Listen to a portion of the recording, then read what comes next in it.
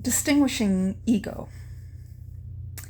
Now, the ego has been given a very bad rap by a lot of, spiritual philosophies or people's thinking that they need to obliterate the ego. But in fact, in order to transcend the ego, you actually need a healthy ego.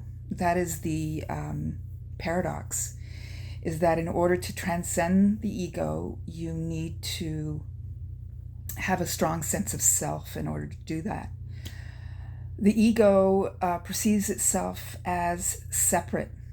It is often fear-based and will do things to protect you from things you don't need protecting from. So to get a sense of your ego is really important if you want to become a person that lives from their heart, because the ego can be infinitely nasty and deceiving.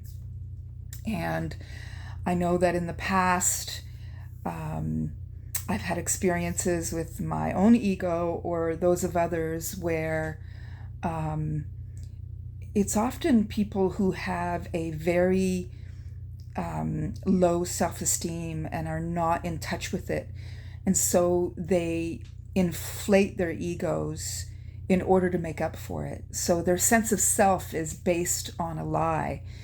So they have this self-idealized image in order to not feel those feelings of inadequacy.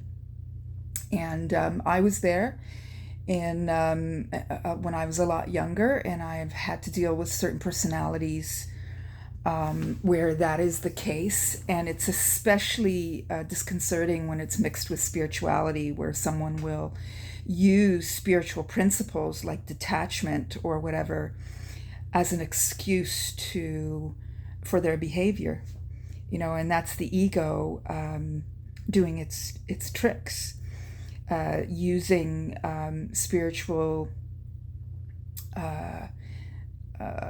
principles to satisfy its delusions.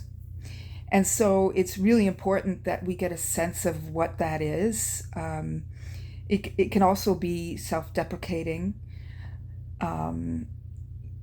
But like I said, it's important to have a good sense of ego, because then you have more of a fortitude to look at those shadow parts of yourself and to see where your ego is deceiving you.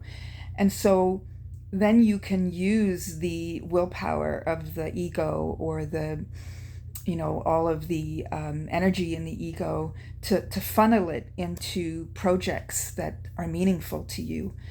And so it's important to decipher what that is. I've heard it being described as that which sits between the conscious and unconscious. I think we need a healthy ego in order to function in this 3D reality.